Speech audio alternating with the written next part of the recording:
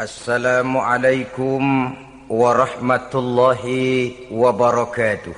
Waalaikumsalam warahmatullahi wabarakatuh.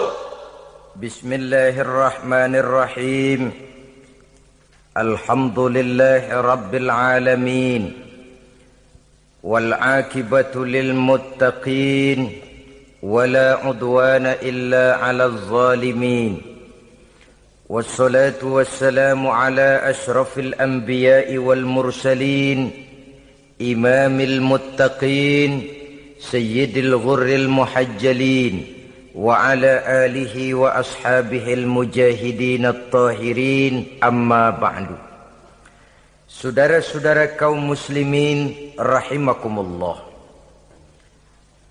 Nabi Musa alaihi salam adalah salah seorang nabi yang termasuk di dalam kelompok ulul azmi, 5 di antara yang terbesar.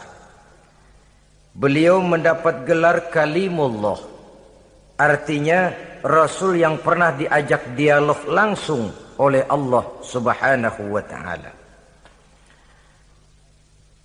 Seperti yang kita maklum bahwa di zaman Nabi Yusuf alaihi salam, beliau membawa serta seluruh keluarganya untuk tinggal di Mesir. Maka berkembang biaklah keturunan Bani Israel di tanah Mesir. Sampai di zaman pemerintahan Ramses II, yang merasa khawatir dengan semakin banyaknya keturunan Bani Israel di Mesir akan menghancurkan kekuasaan daripada kerajaannya. Ramses II inilah yang kita kenal sebagai Fir'aun di zaman Nabi Musa alaihi salam. Maka terjadilah kemudian kebijaksanaan yang tidak bijaksana. Orang-orang tua dari Bani Israel dikerjakan secara paksa, membangun bangunan-bangunan mercusuar. Kemudian bayi-bayi dari Bani Israel dibunuh. Orang tuanya disuruh kerja paksa, bayi laki-lakinya dibunuh. Dengan target agar Bani Israel hapus dari permukaan bumi ini.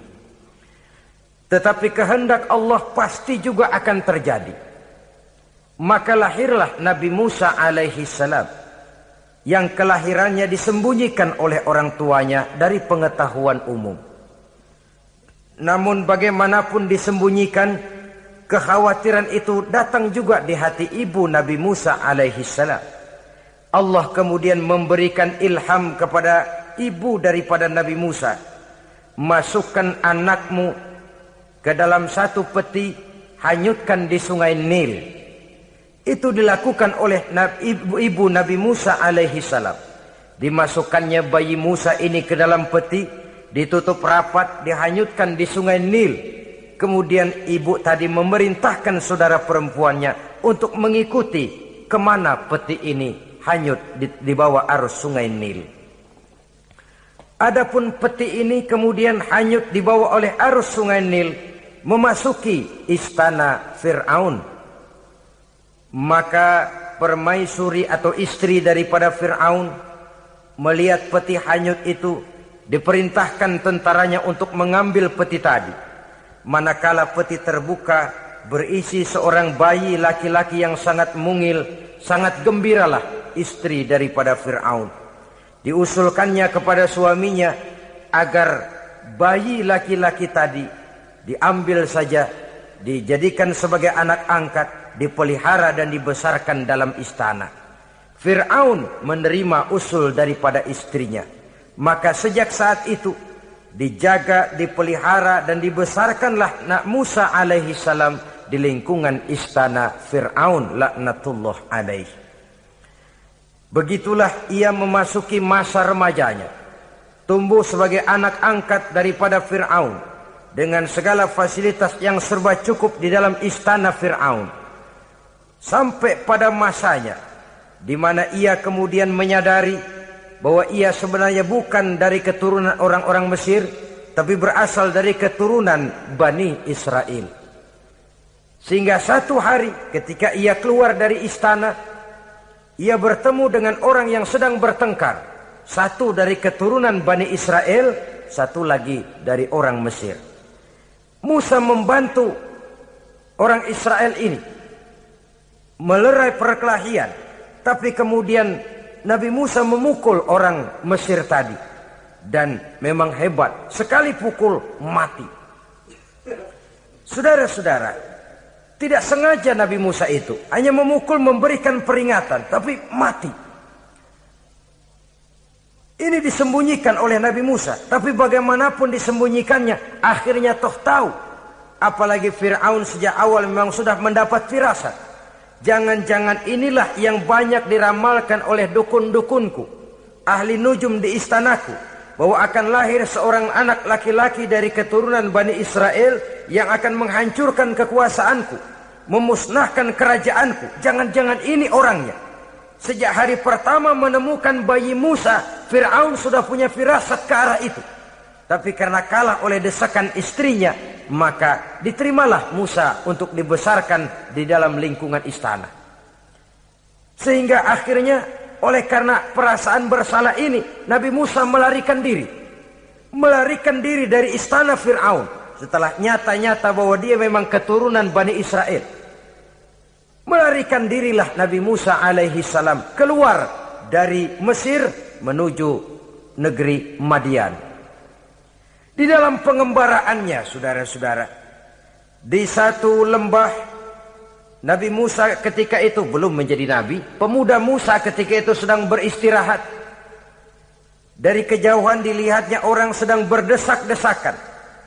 Rupanya adalah pengembala-pengembala kambing yang akan mengambil air dari dalam sumur.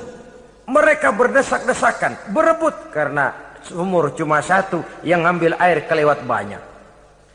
Di antara desakan-desakan orang itu, Nabi Musa melihat dua orang wanita, kakak beradik, minggir saja, tidak ikut berdesak-desakan. Nabi Musa menghampiri dua wanita tadi. Kamu sedang apa di sini? Kami sebenarnya ingin mengambil air. Kenapa tidak ikut berdesak-desakan? Itulah soalnya. Mereka laki-laki semua, gagah perkasa pula. Kalau kami ikut berdesak-desakan, bagaimana jadinya kami? Biarlah kami mengalah, menunggu sampai mereka selesai semuanya, baru kami akan mengambil air. Mengertilah Nabi Musa bahwa wanita kakak beradik ini demikian halus akhlaknya. Gak mau berdesak-desakan sama orang laki. Budi pekertinya sedemikian luhur. Tungguin aja dah, ntar juga beres. Kalau semua udah kan pada minggir, kita nggak pakai berdesak-desakan. Saudara hadirin, menyadari kodrat kewanitaannya, sehingga berdesak-desakan itu saja sudah dianggap bisa mengurangi citranya sebagai wanita. Biar dia ngalah aja, tungguin ntar juga rapi. Bukan malah ikut ngerangsek. Enak nih berdesakan sama orang laki nih, lumayan nih.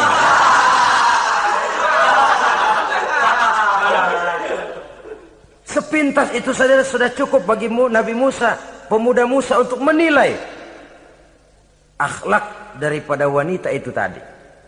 Oh, kalau kamu nunggu begini aja lama, kata Nabi Musa. Sudah, sini saya tolongin. Diambil embernya, Nabi Musa ikut berdesakan. Karena Nabi Musa memang kuat badannya. Gak lama sudah dapat air. Sodorkan ke sana. Si wanita segera tahu bahwa pemuda ini begitu baik budi pekertinya, mau menolong orang yang dalam kesusahan. Akhirnya, bagaimana kalau kamu ikut saja ke rumah saya? Bapak saya sudah tua, senang hatinya kalau kamu ikut ke rumah, kenalan sama bapak saya. Ayolah, ayolah, berangkatlah. Dalam perjalanan, si wanita ini berjalan duluan, Nabi Musa di belakang. Kemudian Nabi Musa bilang, sebentar, saya duluan, kamu belakangan. Kenapa rupanya? Angin nakal bertiup menghembus pakaian si wanita, sehingga memberikan gambaran yang agak jelas tentang warna, bentuk, postur badan si wanita itu tadi. Sekarang Musa yang menunjukkan budi pekerti yang luhur. Gak mentang-mentang ditiup angin, nah mumpung nih.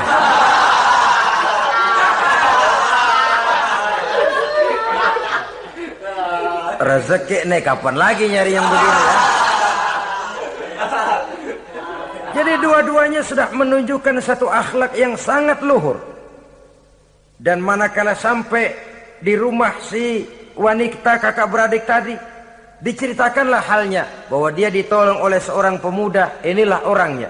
Sangat bersukacitalah hati orang tua kedua wanita itu tadi. Lalu usul si wanita tadi, Pak, kita kan di sini banyak punya kambing, nggak ada yang bantuin gembala. Bapak sudah tua. Kalau ini orang kita minta tinggal di sini saja, gimana Pak? Ya terserah kamulah. Akhirnya Nabi Musa tinggal di sana. Menurut satu riwayat 8 tahun ikut mengembalakan kambing. Dan orang tua tadi tidak lain adalah Nabi Syuaib alaihi salam, yang pada akhirnya kemudian Nabi Musa dikawinkan dengan wanita itu tadi. Setelah berumah tangga, Nabi Musa ingat kembali bahwa ia sesungguhnya keluar dari Mesir karena menghindarkan diri. Bahwa kaumnya Bani Israel hidup di Mesir itu tertindas di bawah rezim kekuasaan Fir'aun yang zalim. Dikerjakan secara paksa. Wanita dipermalukan. Bayi-bayi laki-laki dibunuh. Tergerak hatinya. Dia sudah enak. Punya mertua bijaksana. Punya istri cantik. Hidup tenang sebagai pengembala kambing. Tapi nurani kebangsaannya berontak. Saya tidak boleh bersenang-senang sementara bangsa saya ditindas. Saya tidak boleh menari di atas bangkai saudara saya. Saya tidak boleh tersenyum di atas penderitaan saudara-saudara saya. Saudara-saudara saya Bani Israel merintih di bawah penindasan Fir'aun. Saya harus membebaskan mereka. Diceritakanlah hal ini kepada mertuanya. Wah, ya kalau pakai bahasa mertua, saya mau kembali ke Mesir. Untuk apa Musa? Untuk menyelamatkan saudara-saudara saya Bani Israel yang masih dalam cengkraman kezaliman rezim Fir'aun. Saya harus membebaskan mereka. Ya kalau memang itu tekadmu nak, berangkatlah. Bapak mengiringimu dengan doa. Berangkatlah Nabi Musa bersama istrinya. Sampai ketika beliau sedang istirahat di satu lembah, dari kejauhan beliau melihat ada api menyala. Beliau berkata kepada istrinya, kau tunggu di sini. Tidak lama saya akan kembali. Saya akan menghampiri api itu. Berangkat Nabi Musa ke arah api menyala tadi. Makin didekati makin terang sinarnya. Sampai kemudian terdengar suara, ya Musa, inni ana rabbuka fakhla' na'laik. Innaka bilwadil muqaddasi tuwa wa ana akhtartuka fastami' lima yuha. Wahai Musa, akulah Tuhanmu. Bukalah terompahmu. Sesungguhnya engkau berada di satu lembah yang disucikan bernama lembah tua. Aku telah memilihmu Musa, dan sekarang dengarlah apa yang diwahyukan kepadamu. Pada saat itulah turun wahyu pertama, dan resmilah sudah Nabi Musa diangkat menjadi Rasul oleh Allah Subhanahu wa ta'ala. Di satu lembah di Bukit Tursina. Apa wahyu yang pertama turun? Bunyinya, innani anallah, la ilaha illa ana fa'budni. Sesungguhnya aku inilah adalah benar-benar Tuhanmu. Tidak ada Allah selain daripada aku. Maka hendaklah engkau hanya beribadah menyembah kepadaku. Ini umum saudara. Semua Rasul yang diutus Allah, inilah ajaran prinsipnya. Anallah, la ilaha illa ana. Akulah Allah Tuhanmu. Tidak ada Tuhan lain selain Allah. Semua Rasul membawa ajaran ini. Oleh sebab itu, bukan hanya sekadar percaya kepada Tuhan saja yang penting. Sudahlah, pokoknya kan percaya kepada Tuhan. Iya, Tuhan yang mana?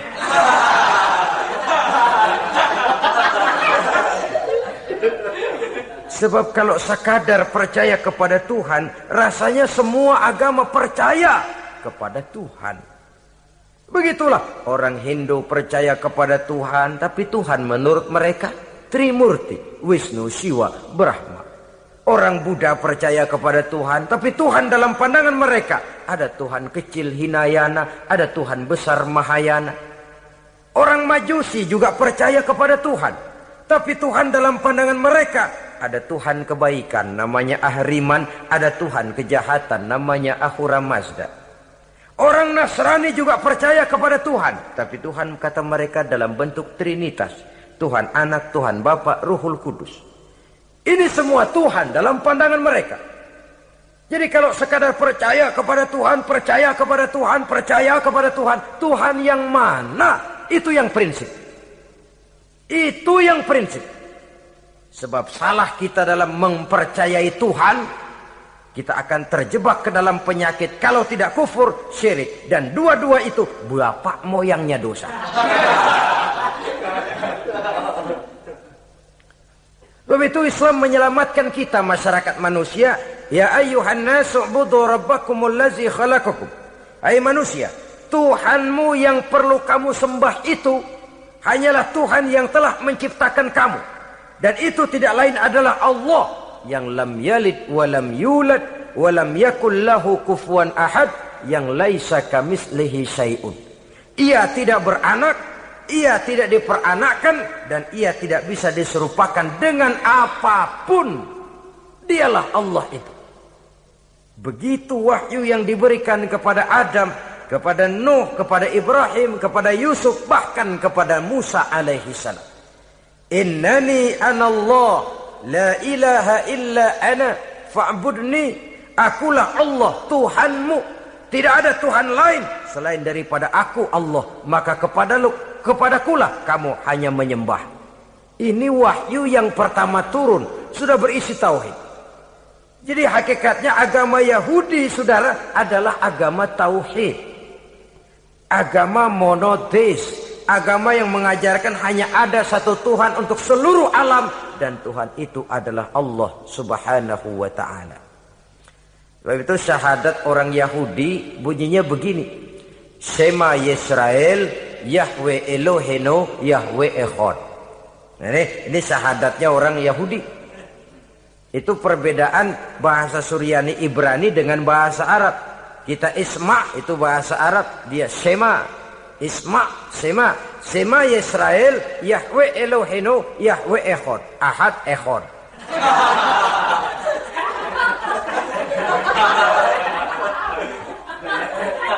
Maksudnya jelas. Sema Yisrael Yahweh Elohenu Yahweh Echad. Dengarlah hai Israel, Tuhan kita ialah Tuhan yang Esa. Yahweh kata mereka, Tuhan kita ialah Tuhan yang Esa. Esa tunggal, tidak beranak, tidak diperanakan. Kalau masih beranak, masih diperanakan, jangan Esa disebut, sebab dia masih berbilang. Dan maha suci Allah daripada sifat berbilang. Jadi asas dari seluruh misi yang dibawa oleh Rasul yang 25 itu sama. Tauhid inti ajarannya. Setelah tauhid, wa aqimis sholata li dzikri, dan dirikanlah solat untuk mengingat aku. Jadi solat pun diwajibkan kepada Nabi Musa. Cuma teknisnya yang berbeda. Bagaimana solat di zaman Nabi Musa, bagaimana solat di zaman Nabi Sulaiman, bagaimana solat di zaman Nabi Muhammad. Prinsipnya sama, solat. Teknisnya yang berbeda. Di zaman Nabi Sulaiman, konon solat itu tidak pakai ruku, tidak pakai sujud, diri saja. Makanya Nabi Sulaiman itu menurut riwayat meninggalnya dalam posisi berdiri. Artinya apa? Dalam keadaan sholat beliau itu. Bukan diri ngejedek kayak kita nungguin bus, bukan.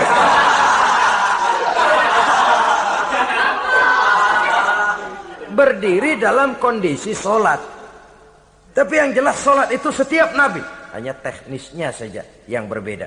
Jadi ini sudah akidah dan syariat. Akulah Allah Tuhanmu, tidak ada Tuhan lain selain aku. Ini kan akidah. Yang kedua, wa aqimis sholata li dzikri, syariat. Dirikan sholat untuk mengingat aku. Inna sa'ata atiyatun, sesungguhnya kiamat itu pasti akan datang. Ini juga sudah urusan beriman, percaya kepada yang gaib. Saudara-saudara kaum muslimin rahimakumullah. Setelah mendapat wahyu ini, turunlah perintah Allah kepada Nabi Musa. Apa kata Allah? Izhab ila fir'auna innahu tagha. Sekarang Musa, berangkatlah kamu menuju Fir'aun. Ia telah melampaui batas.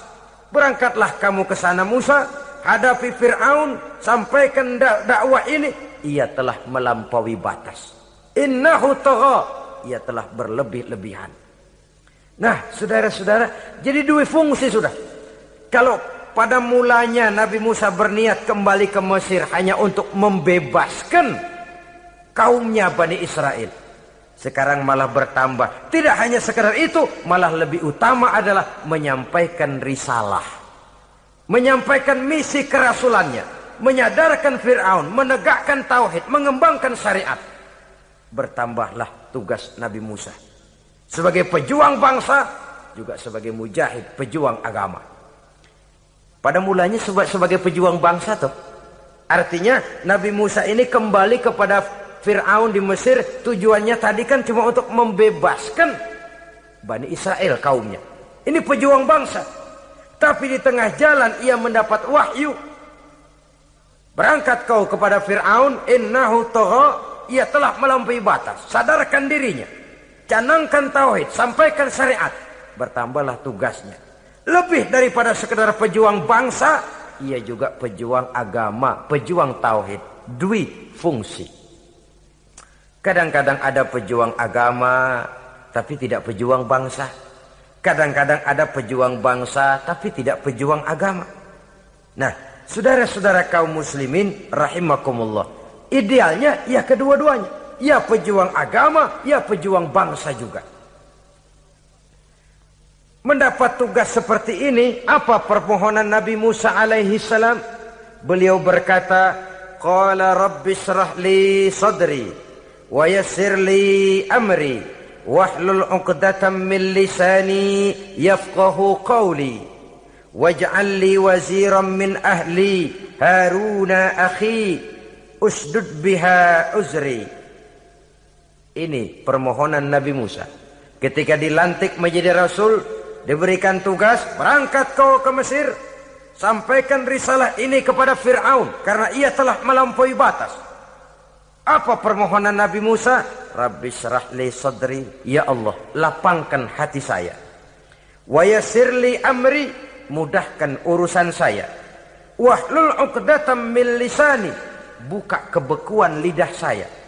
Yafqahu qawli, sehingga mereka mengerti apa yang akan saya bicarakan.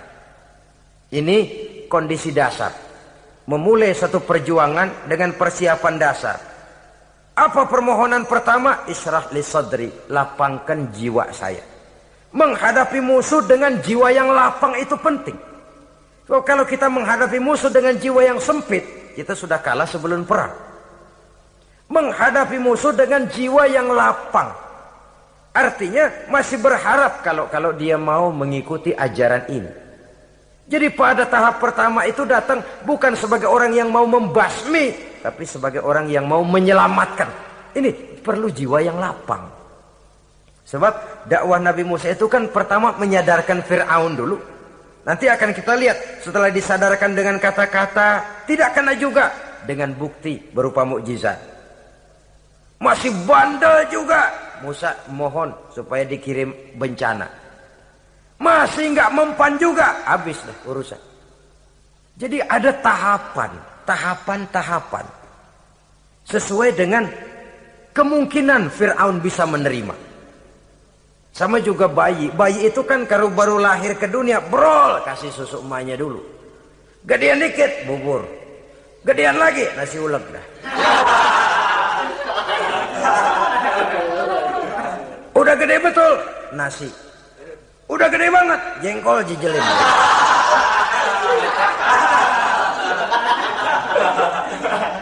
Jadi ada semacam tahapan. Kalau begitu lahir dikasih jengkol kan habis. Peringatan dulu. Setelah peringatan, bukti berupa mukjizat. Dihadapkan dengan sihir, menang mukjizat. Masih tidak mempan juga, teguran, dikirimkan azab, dikirimkan bencana. Masih tidak mempan juga, sudah ditenggelamkan oleh Allah di Lautan Merah. Itu akan kita ceritakan kemudian nanti. Jadi apa yang diminta oleh Nabi Musa, ya Allah, lapangkan hati saya menghadapi Fir'aun ini. Fir'aun CS, Fir'aun, Haman, dan lain-lain. Dan jangan lupa Fir'aun itu cuma ya hakikat tapi juga simbol. Hakikatnya memang ada yang namanya Fir'aun itu. Simbol karena Fir'aun selalu berkembang. Di setiap zaman, di setiap tempat, Fir'aun selalu ada. Cuma liciknya Fir'aun ini kemana dia pindah, ke situ dia ganti nama. Orang sering lupa. Padahal isinya Fir'aun. Namanya bisa Hitler, namanya bisa Mussolini, namanya bisa Stalin. Tapi isinya Fir'aun. Kemana dia tinggal, di situ dia ganti nama. Simbol dari kekuasaan yang terlepas dari kontrol iman. Simbol dari kekuasaan yang menyebabkan orang lupa diri dan lupa daratan. Dan sebenarnya mah Fir'aun mulanya cuman raja tuh. Raja doangan dia. Cuman kelamaan jadi raja, kagak mau turun-turun. Akhirnya dia menganggap tidak ada yang lebih tinggi daripadanya. Apalagi ketika Nabi Musa datang mengajarkan ada Tuhan lain, yaitu ada Tuhan yang sebenarnya, yaitu Allah. Lah Fir'aun sampai kepada puncak kekurang ajarannya, memproklamirkan diri sebagai Tuhan. Ana rabbukumul a'la. Bukan karena kebodohannya sebenarnya, tapi karena gengsi kekuasaannya. Nah ini, gengsi kekuasaan ini sering menyebabkan orang overacting. Fir'aun bukan bodoh, bukan. Fir'aun bukan tidak tahu kalau Musa itu benar, tahu. Fir'aun bukan tidak ngerti kalau itu mukjizat, sihir kalah, tahu. Tapi gengsi kekuasaan. Gua kan raja, masa di depan rakyat tunduk sama Musa? Gengsi dong.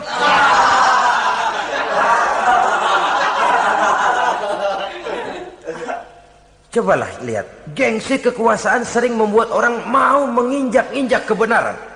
Mau membohongi hati nuraninya sendiri. Mau membohongi kolbinya, hatinya. Padahal itu sudah, orang kalau sudah hatinya sendiri dibohongin, apalagi orang lain, sudah manusia paling kejam itu. Cuma karena gengsi kekuasaan saja. Gengsi kekuasaan kadang menganggap remeh kecil Nabi Musa. Kadang merasa besar di depan rakyatnya, tiba-tiba harus tunduk kepada dakwah Musa. Ntar dulu, ada apa sama Musa? Dia kanyut, gue yang ngangkat. Iya toh, peristiwa di Sungai Nil itu. Karena aku yang nyelamatin, aku yang besarkan dia di istanaku. Gengsi kekuasaan sering menyebabkan orang overacting. Bukan karena kebodohannya, dia tahu itu benar. Tapi dia berat untuk mengikutinya. Kenapa? Gengsi kekuasaan. Inilah watak Fir'aun. Oleh sebab itu Nabi Musa minta, ya Allah, lapangkan hati saya menghadapi orang kayak Fir'aun ini. Wa yassirli amri, dan mudahkan urusan saya. Ini orang berjuang itu, saudara, setelah segala taktik dan strategi dibicarakan, segala persiapan fisik disiapkan, jangan lupa wa yassirli amri, ya Allah, mudahkan urusan saya. Sebab sepanjang yang bisa kita lakukan hanyalah berusaha dan berusaha. Kepastian, ketentuan, hak prerogatif daripada Allah Azza wa Jalla. Kalau Allah memberikan kemudahan, satu dunia orang mau menghadang, no problem. Kalau Allah sudah memberikan kemudahan, satu dunia orang mau mendatangkan kesulitan, gak ada gunanya. Wa yassirli amri, mudahkan kiranya urusan saya ini ya Allah. Karena sudah terbayang oleh Musa. Pertama, faktor psikologis. Bagaimanapun Fir'aun itu kan bapak angkat sendiri. Ya orang kalau nasihatin orang lain barangkali nggak terlalu jadi beban moral. Tapi kalau sudah menasehati orang yang pernah mengasuh dan membesarkan dia, itu kan beban moral. Sulit posisi ini. Apalagi kekuasaan mutlak berada di tangannya, tentaranya gagah perkasa. Wa yassirli amri, mudahkanlah urusan saya ya Allah. Lapangkan hati, mudahkan urusan. Saudara-saudara kaum muslimin rahimakumullah. Permohonan yang ketiga dari Nabi Musa, setelah minta dilapangkan hati dan dimudahkan urusan, wahlul 'uqdatam min lisani, bukalah kebekuan lidahku. Satu riwayat menjelaskan bahwa Nabi Musa memang agak gagap kalau bicara. Riwayat lain menjelaskan bahwa beliau agak sedikit cadel. Tapi yang jelas, minta agar dibukakan kebekuan lidah. Ini mengandung satu pelajaran. bahwa cara menyampaikan sesuatu akan sangat menentukan sesuatu itu sendiri. Sesuatu yang baik, kalau salah cara kita mengucapkannya, salah cara kita menyampaikannya, jadi tidak baik kesan orang. Ini soal ucapan. Soal hati itu Allah saja yang tahu. Tapi kan orang sebelum tahu hati ini, omongan yang didengar, tingkah laku yang dilihat. Maka ini yang diminta oleh Nabi Musa alaihissalam. Misi risalah ini berat. Menyampaikan pesan ilahi ini tidak ringan. Kalau salah saja ngomong, akan timbul kesalah pengertian. Oleh sebab itu, wahlul 'uqdatam min lisani, bukalah kebekuan lidah saya ini, supaya lancar bicara untuk menyampaikan yang hak, menghancurkan yang batil. Cara kita menyuguhkan sesuatu sangat menentukan sesuatu itu sendiri. Saudara datang ke rumah saya, yang saya suguhkan cuma segelas teh pahit dan singkong goreng. Tapi kalau dengan kata-kata yang menyentuh, enak didengar telinga, nggak berasa tuh singkong goreng. Sebaliknya yang disuguhkan makanan mahal, mewah, lezat, caranya kasar, omongannya nggak enak didengar. Maka anda sikat abisin deh, gue tahu lu lapar, abisin deh.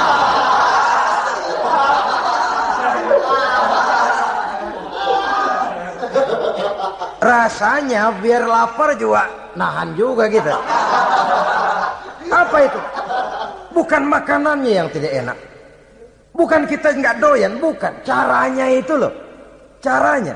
Nah, Islam ini agama yang baik.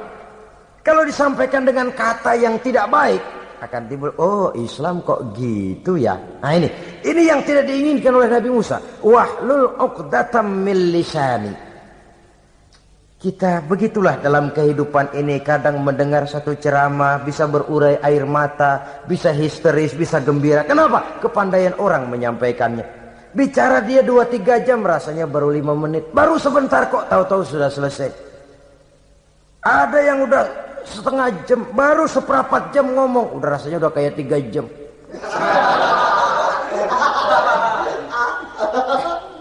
Kita udah berbisikkan, udah dah. Wahlul 'uqdatam min lisani. Targetnya apa? Yafqahu qauli, agar mereka memahami. Tentu lawannya agar mereka tidak salah mengerti, agar mereka tidak salah paham. Sebab kalau misi ini diterima dengan salah paham, dakwah tidak nyambung. Maka ini doa banyak dibaca, diamalkan oleh orang-orang mimbar yang sering pidato. Lapang hati melihat kerumunan orang banyak, tapi nggak dak-dikduk, nggak kena demam mimbar. Udara dingin tapi keringat, baju basah. Saudara hadirin yang saya hormati, lalu permohonan yang selanjutnya daripada Nabi Musa alaihissalam, waj'al li waziran min ahli, dan jadikanlah bagiku seorang pembantu dari keluargaku. Siapa? Harun akhi, dia tidak lain adalah saudaraku Harun. Usdud biha uzri, akan saya limpahkan kepadanya segala beban-beban yang saya derita. Artinya orang berjuang perlu teman, nggak bisa sendirian. Nggak, bagaimanapun hebatnya kita tetap memerlukan bantuan daripada orang lain. Sendiri memang lebih baik daripada berteman orang jahat. Tapi berdua lebih baik daripada sendiri. Bertiga lebih baik daripada berdua. Makin banyak, makin baik. Untuk satu persoalan yang besar, memerlukan kebersamaan. Begitulah Nabi Musa memberikan contoh. Saya tidak bisa berjuang sendiri. Saya minta dibantu oleh saudara saya Harun. Jadikan dia pembantu saya. Tempat saya membagi suka dan duka dalam perjuangan ini. Tempat saya bercerita, tempat saya mengeluh, tempat saya melarikan persoalan. Sebab beban hati itu akan berkurang kalau kita ada tempat kita bercerita. Nah, saudara-saudara, berangkatlah Nabi Musa ke Mesir. Kemudian mulai menyampaikan dakwahnya kepada Fir'aun, laknatullah alaih. Fir'aun mendengar Musa datang kembali. Kemudian terjadilah forum dakwah itu. Apa kata Fir'aun? Musa, kamu kemana saja? Saya pergi ke Madian. Apa yang kamu lakukan? Begini, begini, begitu. Kamu melarikan diri? Pada mulanya iya. Dan sekarang apa maksud kamu datang kembali ke Mesir? Semula saya ingin membebaskan kaum saya Bani Israel. Lalu saya kemudian menerima wahyu dari Allah. Ditugaskan, diperintahkan langsung oleh Allah Sang Maha Komandan untuk datang menemui Tuhan, menyadarkan Tuhan dari kesesatan selama ini. Siapa Allah itu Musa? Allah adalah Tuhan saya dan Tuhan juga dan Tuhan seluruh alam ini. Baru nih Musa. Saya baru dengar nih. Ada yang begini nih. Tuhanlah pakai nggak kelihatan. Tuhanlah cuma satu. Yang Tuhannya banyak aja masih kelaparan.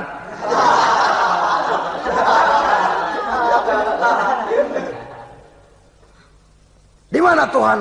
Tuhan saya bersemayam di aras, tempat yang sangat tinggi. Hei Haman, kata Fir'aun kepada Perdana Menterinya, bikin menara yang tinggi. Bikin rakyat kerja paksa lagi, bikin menara tinggi. Naik Fir'aun ke atasnya, melepas panah dari atasnya.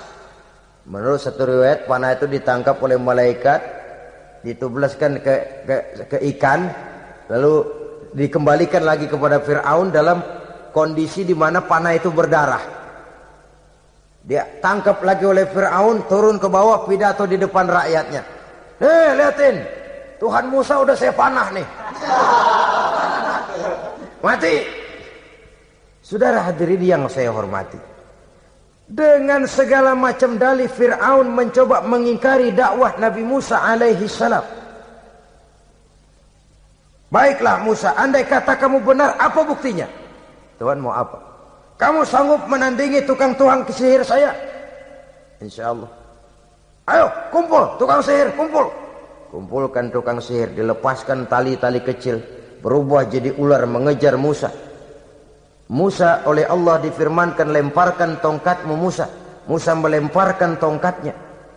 Tongkat Musa kemudian berubah menjadi ular besar yang menerkam ular-ular kecil tadi. Habis itu ular kecil ciptaan tukang sihir Fir'aun.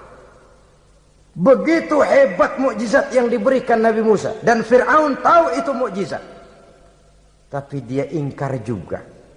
Tidak mau beriman. Sudah nyata bukti, sudah jelas saksi, dia tetap ingkar. Akhirnya Nabi Musa berdoa memohon kepada Allah, Rabbana innaka ataita fir'auna wa mala'ahu zinatan wa amwalan fil hayatid dunya. Wahai Allah, sungguh engkau telah memberikan kepada Fir'aun dan para pembesarnya zinatan, segala macam perhiasan, wa amwalan, dan segala macam harta benda, fil hayatid dunya, di dalam kehidupan dunia ini. Rabbana liyudillu an sabilik, semuanya hanya menyebabkan mereka jadi sesat dari jalanmu. Rabbana tmis ala amwalihim, ya Allah binasakanlah mereka di dalam hartanya. Wasdud ala qulubihim, tutuplah pintu hatinya. Fala yu'minu hatta yarawul azab al-alim, mereka tidak akan beriman sampai mereka melihat azab yang sangat pedih. Sudah dibuktikan dakwah baik-baik tidak mempan, bukti berupa mukjizat tidak kena, sampai dikirimkan teguran berupa berbagai macam bencana masih tidak juga beriman. Akhirnya Nabi Musa memutuskan, kalau begitu menyelamatkan kaum dululah. Kaumnya Bani Israel dibebaskan dari perbudakan, dibawa oleh Musa keluar dari Fir'aun, dari Mesir, dikejar oleh Fir'aun. Dalam pengejaran ini sampailah Nabi Musa di tepian Laut Merah.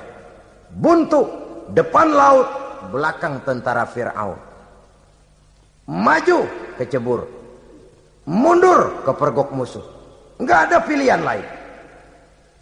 Dalam kondisi seperti ini, Allah subhanahu wa ta'ala berfirman kepada Musa, lemparkan tongkatmu ke laut, hai Musa.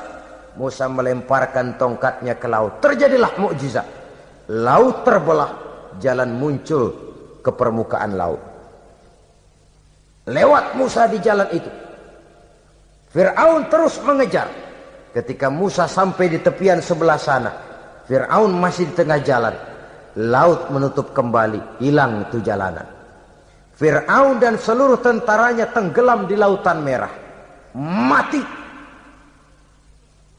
Pada saat kondisi seperti itulah Fir'aun dalam keadaan menghadapi sakaratul maut, napas cengap-cengap, hampir putus di leher, berkata dia, amantu bi Rabbi Musa wa Harun.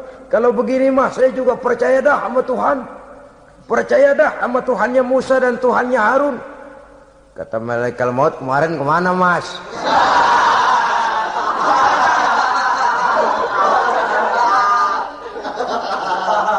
Sudah gini hari baru mau percaya, terlambat.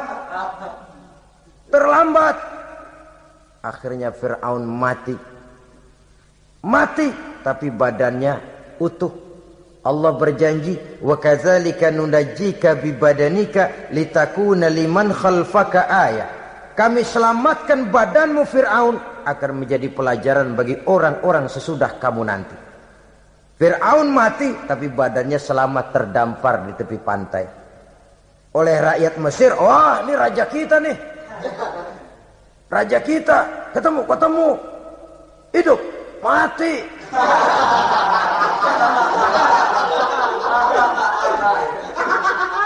Kemudian sesuai dengan tradisi raja waktu itu, dimumilah badannya, diawetkan, sehingga sampai sekarang jenazah atau jasad daripada Fir'aun ini masih tersimpan dengan baik di museum negara di Mesir itu. Saudara-saudara kaum muslimin rahimakumullah. Jadi satu hal yang bisa kita ambil pelajaran daripada riwayat perjalanan dakwah Nabi Musa ini, bahwa dakwah menyampaikan risalah memang bukan jalan lurus dan licin bertabur bunga di kanan kirinya. Dakwah menyampaikan pesan agama, jalannya berliku, berbelok, menanjak, menurun, banyak onak dan duri di sekelilingnya. Yang paling makan hati adalah apabila sudah berdakwah kepada penguasa yang zalim, seperti halnya Fir'aun ini. Bagaimanapun ia punya kekuasaan, ia punya tentara, ia bisa menghitamkan yang putih, ia bisa memutihkan yang hitam.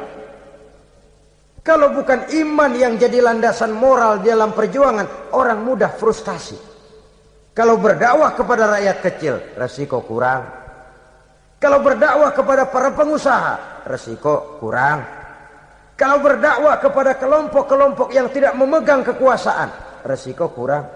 Tapi kalau sudah kelompok memegang kekuasaan, yang tersinggung gengsi kekuasaannya, disitulah resikonya sedemikian besar. Ini yang dihadapi oleh Nabi Musa alaihi salam. Tapi yang dijalaninya dengan tabah, dengan tekun. Karena kebenaran memang bisa ditekan, tapi satu hal yang jelas, kebenaran sama sekali tidak akan bisa dikalahkan. Buat sementara dia bisa ditekan, tapi lambat atau cepat dia pasti akan muncul ke permukaan, dan kebenaran jugalah yang akan tampil sebagai pemenang. Sebenarnya kurang apa Fir'aun? Kekuasaan mutlak berada di tangannya. Seluruh menteri-menterinya adalah pendukungnya belaka. Rakyat dipaksa untuk takut dan taat kepadanya. Dia adalah kekuasaan tunggal di Mesir. Sementara kaum Bani Israel berada di bawah penjajahannya, penindasannya, kesewenang-wenangannya. Dan bahkan ketika Nabi Musa sudah menyampaikan dakwahnya, Fir'aun malah sempat mengungkap jasa. Musa, kamu kok sekarang bisa begitu? Enggak ingat ya dulu kamu hanyut di sungai Nil, istri saya kan yang angkat, saya yang besarkan di istana saya. Kok sekarang kamu bisa ngelawan saya sih? Ini biasa. Apa jawab Nabi Musa? Kenikmatan yang kau berikan kepada saya belum seberapa ketimbang penghinaanmu kepada kaum saya Bani Israel. Jangan kau menyangka Fir'aun, kalau saya kau bikin senang, saya lalu akan mau mengkhianati bangsa saya sendiri. Tidak. Sama sekali kesenangan yang kau berikan kepada saya tidak akan menutup mata saya dari kondisi yang dihadapi oleh kaum saya, oleh umat saya. Mereka tersiksa, mereka menderita, mereka merana. Haruskah saya lupakan mereka cuma karena saya sudah tinggal di istanamu, engkau yang membesarkan? Padahal kau pun membesarkan saya bukan karena kemauanmu. Desakan daripada istrimu. Jangan ngitung-ngitung jasa Fir'aun. Andai katamu jasamu ada kepada saya, belum seberapa ketimbang penghinaanmu kepada bangsa saya Bani Israel. Di situ Nabi Musa menunjukkan sifat nasionalisme yang sangat tinggi, rasa nasionalisme yang sangat mendalam. Kadang-kadang kan orang ya seperti di zaman penjajahan Belanda, karena diangkat jadi tuan tanah, bangsanya sendiri diinjak-injak. Karena diangkat jadi centeng dikit dah, kumis mbaplang dah, bukan main. Bangsanya sendiri diinjak-injak. Fir'aun mengingatkan ini. Kalau cara kita, lo gede di sini, makan di sini, segala macam di sini dah. Masa lupa kacang sama kulitnya? Kasarnya mah lu bisa begini nih Musa, nih gue yang rawatin lo. Saya yang menjagamu, mengangkatmu dari sungai Nil. Masa sekarang sudah gede begini kamu mau berhadapan dengan saya? Punya pikiran dong dikit kalau cara kita. Mikir dong, mikir. Dulu lagi kanyu di Nil, siapa yang angkat? Musa tidak membantah. Betul itu Fir'aun, betul. Tapi apalah artinya semua itu ketimbang penghinaan yang engkau berikan kepada bangsa saya. Saya tidak mungkin menari-nari di atas bangkai umat saya. Saya tidak mungkin bersenang-senang di atas penderitaan kaum saya. Dan saya tidak mungkin senyum ceria di atas derita daripada kaum saya. Dengan tidak melupakan jasamu, saya tidak akan merubah pendirian saya. Saya ingin membebaskan penjajahan. Saya ingin membebaskan kaum saya Bani Israel dari belenggu penindasan. Kalau engkau sudah tidak mau mendengar dakwah yang saya sampaikan, tidak mau bertuhan Allah, tidak mau menyembah kepadanya, tetap dengan keangkuhan dan kesombonganmu sekarang ini, okelah, berjalanlah dengan keyakinanmu. Tapi saya harus membebaskan kaum saya Bani Israel. Saudara-saudara kaum muslimin rahimakumullah. Itulah jalan dakwah, jalan menyampaikan risalah agama, risalah Islam. Sekali lagi, bukan jalan lurus bertabur bunga. Tapi agama memberikan ajaran, balighu anni walau ayat. Sampaikan dari aku walaupun cuma sekedar satu ayat saja. Tugas ini memang mulia tapi berat. Tugas ini memang terhormat tapi penuh resiko. Ya kalau menyampaikan asal sekedar menyampaikan, sudahlah, pokoknya nyampein, percaya syukur kagak, udah dah. Bukan cuma sekadar itu, ada semacam tanggung jawab moral. Maka kondisi dasar yang dilakukan oleh Nabi Musa, permohonan yang tadi itu, ya Allah lapangkan hati saya. Jalan ini penuh onak dan duri, berliku, menanjak, menurun. Banyak halangan, tentangan, rintangan, dan fitnahan. Kemudian mudahkan urusan saya. Menentang kekuasaan Fir'aun bukan perkara ringan. Bukan urusan main-main. Menentang raja yang sedang berkuasa. Kekuasaannya mutlak, otoriter pula. Diktator murni Fir'aun itu. Mudahkan urusan saya menghadapi jalan ini ya Allah. Karena tidak mungkin menurut otak. Mana bisa kata kebiasaan, impossible kata rasio. Kalau Allah mau memudahkan, semua jalan akan terbuka dengan mudah. Tapi kalau Allah yang mempersulit, bagaimanapun matangnya perhitungan strategi, taktik, rencana, program, planning, kalau Allah mempersulit, jalan itu akan jadi buntu jadinya. Oleh sebab itu maka persiapan zahir harus diimbangi dengan persiapan batin. Untuk menegakkan sesuatu yang hak, menghancurkan sesuatu yang batil, sebagaimana yang dilakukan oleh Nabi Musa alaihi salam ini. Dan segala macam tantangan dihadapi oleh Nabi Musa. Kau menyampaikan risalah bahwa engkau Rasul? Ya. Kau punya bukti? Siap. Apa buktimu? Ini, tongkat dilempar jadi ular, tangannya dimasukkan ke saku baju, lalu dikeluarkan bersinar gemerlapan, lebih sinar dari lampu merkuri. Sampai Fir'aun silau dibuatnya bersesudah. Musa sudah, masukkan tanganmu lagi, masukkan tanganmu lagi. Dia tahu, dia sadar itu bukan sihir. Tapi lagi-lagi gengsi kekuasaannya. Sehingga pantas kalau Nabi pernah bersabda, afdalul jihad kalimatu haqqin inda imamin jair. Jihad yang paling besar adalah mengucapkan kebenaran di depan penguasa yang zalim. menyampaikan kebenaran di hadapan penguasa yang zalim. Tapi kan berat, saudara, sulit, apalagi kalau belum apa-apa udah ngeri. Udah jangan dah.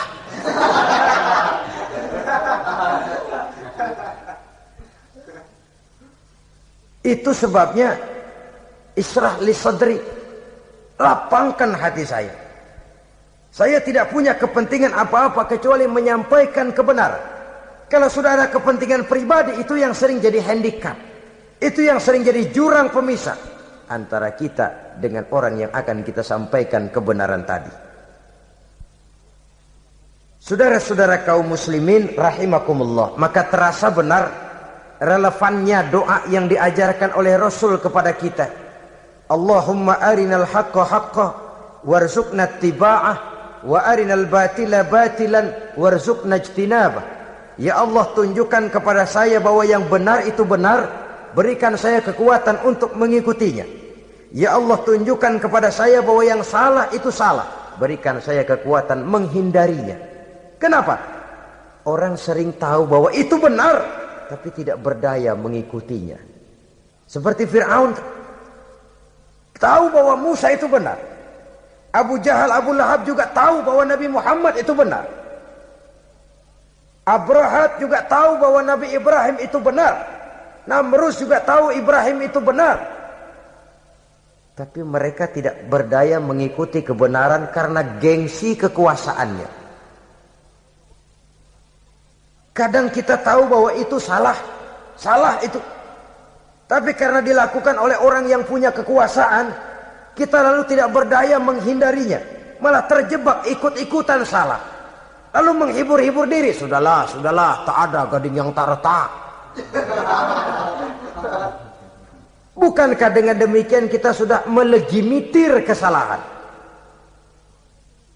Tahu bahwa itu benar dan mampu mengikutinya, itu nikmat. Tapi tahu itu benar namun tidak berdaya mengikutinya, itu mendatangkan siksaan batin. Tahu itu salah dan mampu menegur, itu nikmat. Tahu bahwa itu salah tapi larut ikut salah, nimbrung dalam kesalahan, itu mendatangkan tekanan batin. Jadi tahu kebenaran itu penting, tapi terketuk hati mengikuti kebenaran itu jauh lebih penting. Semua kita tahu Islam itu benar, tapi semua yang tahu Islam itu benar maukah mengikuti ajaran Islam? Tidak. Semua orang tahu kalau judi itu batil. Hatta penjudi yang paling kakap pun mesti tahu kalau itu batil, itu tidak baik. Tapi dia tidak berdaya untuk menghindarkannya. Terjebak ke dalam penyakit itu tadi. Oleh sebab itu, saudara-saudara kaum muslimin yang saya cintai, tidak ada satu ucapan yang lebih baik. Dalam istilah Quran itu Allah menjelaskan, wa man ahsanu qawlan mimman da'a ila Allah wa amila salihan wa qala innani minal muslimin. Ucapan siapakah yang lebih baik dalam hidup ini selain daripada mimman da'a ila Allah, selain daripada ucapan orang-orang yang menyeru ke jalan Allah, orang-orang yang menyadarkan kepada agama, ini jalan Allah, mari ikuti, itu jalan setan, mari tinggalkan. Wa amila salihan, tidak cukup sekedar berdakwah mengajak orang ke jalan Allah, dia juga beramal soleh. Dia bangun rumah sakit, dia bangun madrasah, dia bangun masjid, dia makmurkan majlis taklim, dia santuni yatim piatu. Wa qala innani minal muslimin, seraya berkata, saya termasuk orang yang berserah diri kepada Allah. Da'a ila Allah wa amila salihan wa qala innani minal muslimin. Menyerukan manusia ke jalan Allah, beramal soleh, dakwah bil hal kata orang sekarang. Kemudian mereka pada akhirnya berkata, kami adalah sekelompok orang-orang yang sudah berserah diri kepada Allah. Segalanya diserahkan kepada Allah. Lahirlah kedamaian rohani, ketegaran pribadi, ketentraman batin di dalam dia melaksanakan tugasnya. Kalau tidak, maka nanti ya tuh orang kan gua ajak baik-baik nyuruh sembahyang, ngapa gua dimusuhin? dipikirin kurus dah. ampek aja deh. Makan hati. Soal orang mau beriman atau tidak itu bukan urusan kita. Tugas kita hanya sekedar penyampai. Tugas Rasul hanya sekedar penyampai. Kalau dakwah sudah disampaikan, metode sudah disusun, pendekatan sudah baik, tapi orang tidak mau beriman, Allahumma inni qad ballaghtu, ya Allah sudah saya sampaikan, ya Allah sudah saya peringatkan, ya Allah sudah saya sampaikan, ya Allah sudah saya tegur.